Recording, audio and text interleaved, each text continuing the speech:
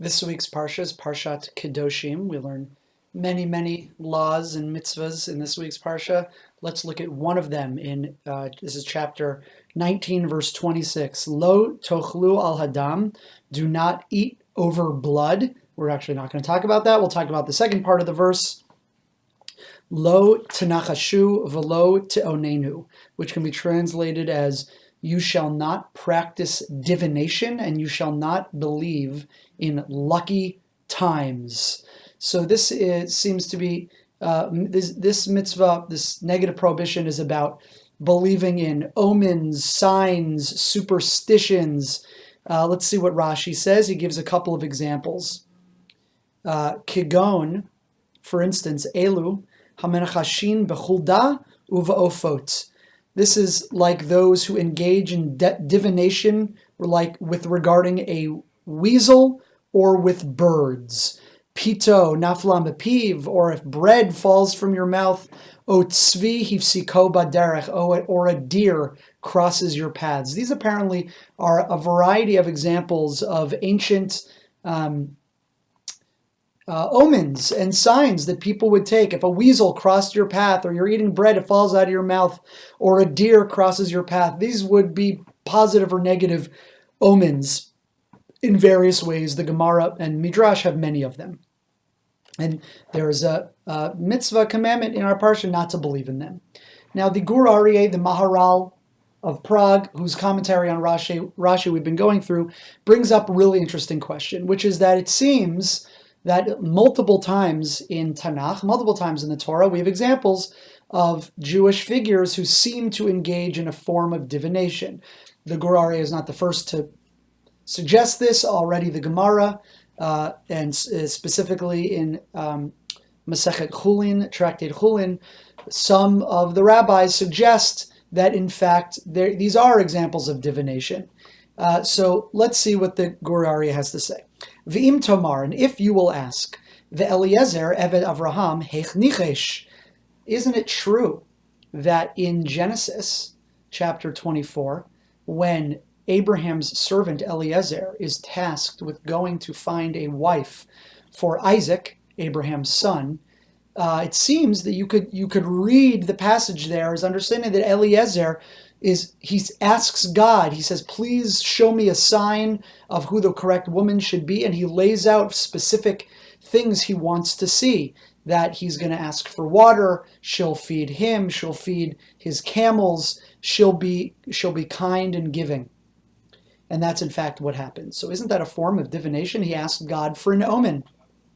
V'chein Yonatan ben Shaul, and there's another case in the book of Samuel where King Saul's son Jonathan asks for a sign that he and his arms bearer are going to defeat the Philistines.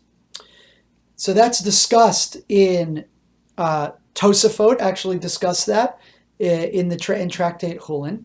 The Eliezer Eved Avraham lo natanat nizamim ela achar shesha'al la bat mi'at.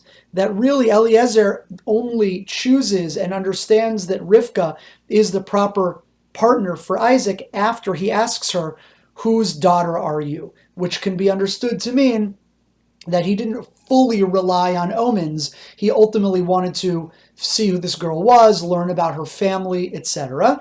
And similarly, Yonatan ban Shaul, Belav hachinami hayola lazarez naro asazeh, that it's true, it seems like Yonatan did ask for a form of omen or divination, but even without that, he would still have aroused his entourage to go and fight.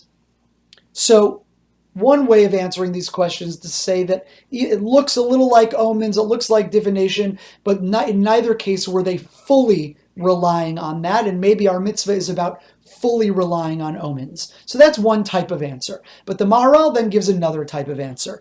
V'od yesh l'taretz, but we can explain differently. The Eliezer Eved Avraham Yonatan ben Shaul, but devar mitzvah haya oskim, both cases of Eliezer and Yonatan were both engaged in mitzvah activities. Eliezer Eved Avraham lishtadel zivug na'el Yitzchak. Eliezer was searching for a good partner for Isaac. Yonatan ban Shaul hatzilat Israel. Yonatan was trying to save the Jewish people. And since they were engaged in this mitzvah action, im kein hayadatam lakadosh baruch hu, they were intending the entire time, their heads were thinking about the divine. They were thinking about God. Ki'ilu amru beferush. It's as if they explicitly said, Shekadosh Baruch Hu yireh lehem haderech lebo lekayim mitzvah, that they were saying, God, show me the proper path through which I can do this mitzvah, through which I can do what you're asking of me. Ubezeh hanichush yeh mareh lehem, and that the omens were shown them as part of their broader sort of prayer and correct looking to God for guidance.